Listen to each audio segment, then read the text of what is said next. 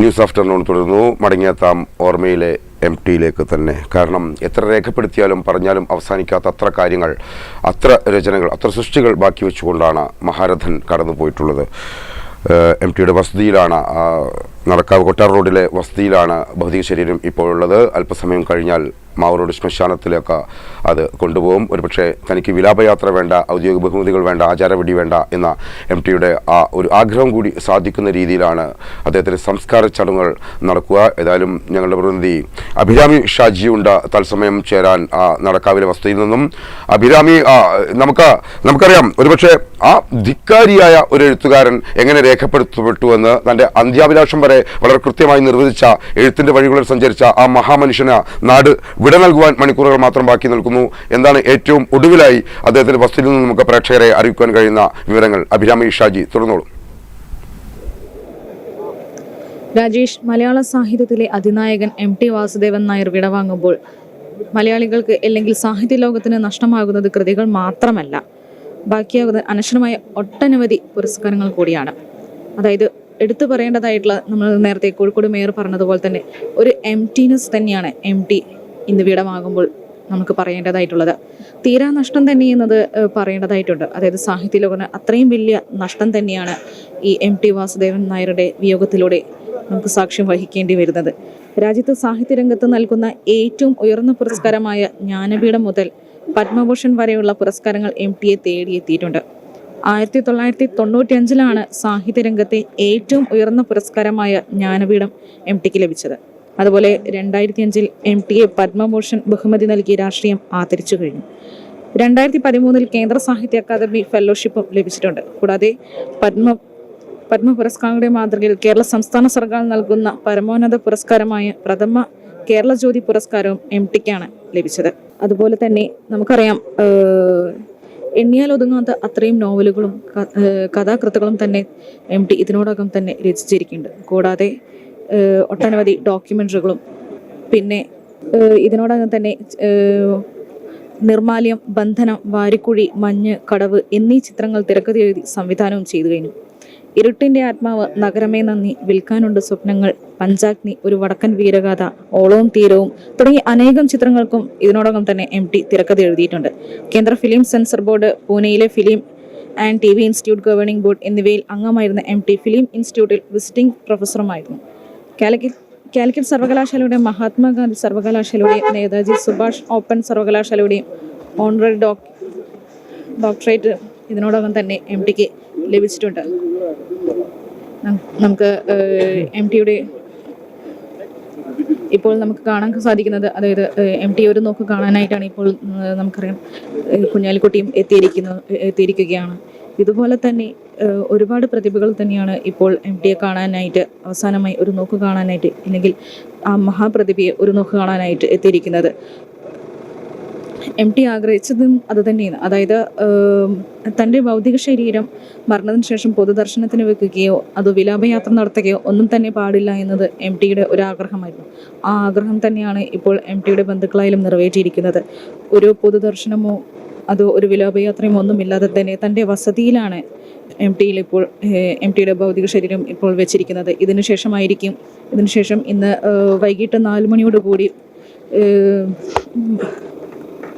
നമ്മളുടെ മാവൂർ റോഡ് ശ്മശാനത്തിൽ വെച്ചിട്ട്, അതായത് വൈകിട്ട് 5 മണിയോടുകൂടി ഭൗതിക ശരീരം സംസ്കരിക്കുന്നതായിരിക്കും.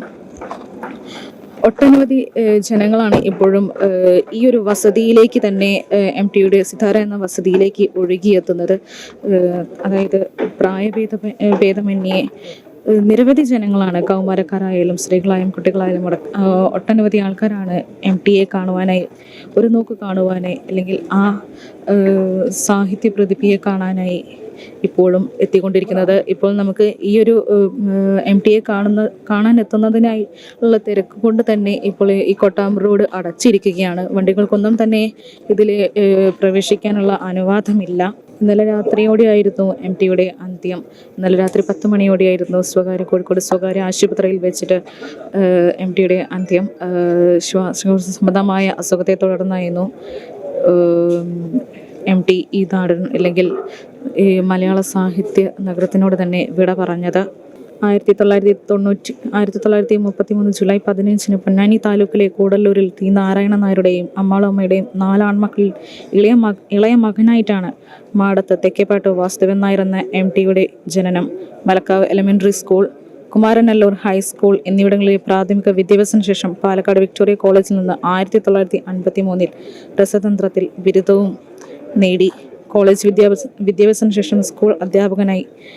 സ്കൂൾ കാലം മുതൽ എഴുത്തിൻ്റെ ലോകത്തേക്ക് പിന്നീട് പേന ചലിപ്പിച്ചിരുന്നു. MTയുടെ ആദ്യ കഥ വിക്ടോറിയ പഠനകാലത്ത് പ്രസിദ്ധീകരിച്ച രക്തം പുരണ്ട മൺതരികൾ ആയിരുന്നു. 1958 പ്രസിദ്ധീകരിച്ച 4 കെട്ടാണ് ആദ്യ പുസ്തക രൂപത്തിൽ പ്രസിദ്ധീകരിച്ചത്. കൂടാതെ 1959 കേരള സാഹിത്യ അക്കാദമി പുരസ്കാരം ഇത് നേടി. മലയാള സാഹിത്യത്തിൽ കഥകളുടെ പെരുന്തച്ഛൻ്റെ യാത്രയ്ക്ക് ഒരു പ്രൗഢമായ തുടക്കം തന്നെയാണ്.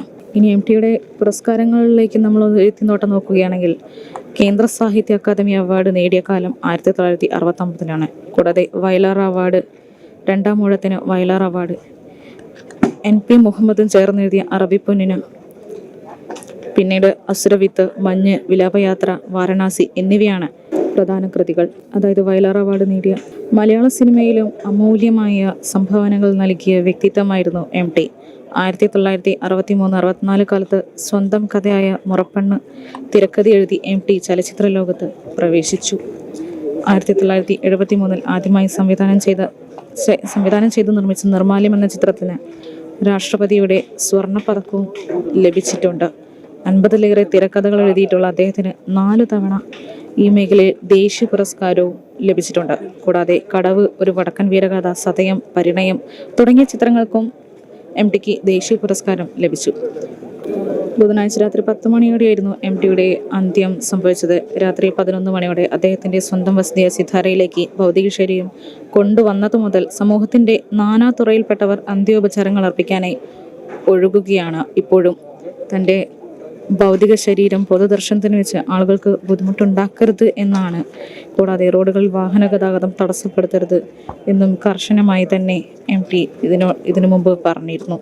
അവസാനമായി ഒരു നോക്ക് കാണുവാൻ അദ്ദേഹത്തിൻ്റെ വീട് എക്കാലത്തും എന്ന പോലെ സന്ദർശകർക്കായി തുറന്നു കിടന്നു. മാവൂർ പൊതുശ്മശാനം സ്മൃതിപഥം എന്ന പേരിട്ട് പുതുക്കിപ്പണിത ദിവസങ്ങളെ ആയിട്ടുള്ളൂ. സ്മൃതിപഥത്തിലേക്ക് ആദ്യത്തെ വിലാപയാത്ര MTയുടെ ഭൗതിക ശരീരവും വഹിച്ചുകൊണ്ടുള്ളതാണ് എന്നത് കാലത്തിൻ്റെ നിയതി മാത്രമാണെന്ന് നമുക്ക് പറയേണ്ടതായിട്ടിരിക്കുന്നു. മലയാളികൾക്ക് മാത്രമല്ല സാഹിത്യത്തെ ഇഷ്ടപ്പെടുന്നില്ലെങ്കിൽ MTയുടെ കഥകൾ വായിച്ചവർക്കാണെങ്കിലും നോവലുകൾ വായിച്ച MTയുടെ സിനിമകൾ കണ്ടവർ ആർക്കായാലും ഈ സിനിമാ ലോകത്തിനാണെങ്കിലും സാഹിത്യ ലോകത്തിനായാലും MT എന്നത് പറയുന്നത് ഒരു എംപ്റ്റിനെസ് തന്നെയാണ്.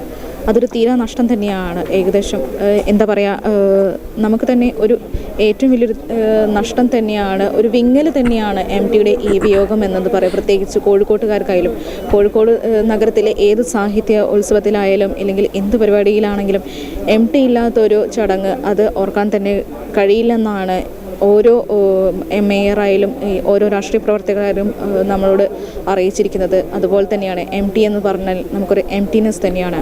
രാജേഷ്, തീർച്ചയായും അഭിരാമി ഷാജി വളരെ കൃത്യമായി തന്നെ വിശദീകരിച്ചിരിക്കുന്നു. ഞങ്ങളുടെ അഭിരാമി ഷാജി MTയുടെ നടക്കാവിലെ വസതിയിൽ നിന്നും പക്ഷേ അമരനായി അജയ്യനായി തൻ്റെ എഴുത്ത് കാരണം MT ഇനിയും നിലനിൽക്കും എന്ന കാര്യത്തിൽ സംശയമില്ല. എരിഞ്ഞടങ്ങുവാൻ മണിക്കൂറുകൾ മാത്രം ബാക്കി. ഒരിക്കൽ കൂടി അദ്ദേഹത്തിന് ആദരാഞ്ജലികൾ അർപ്പിക്കുന്നു.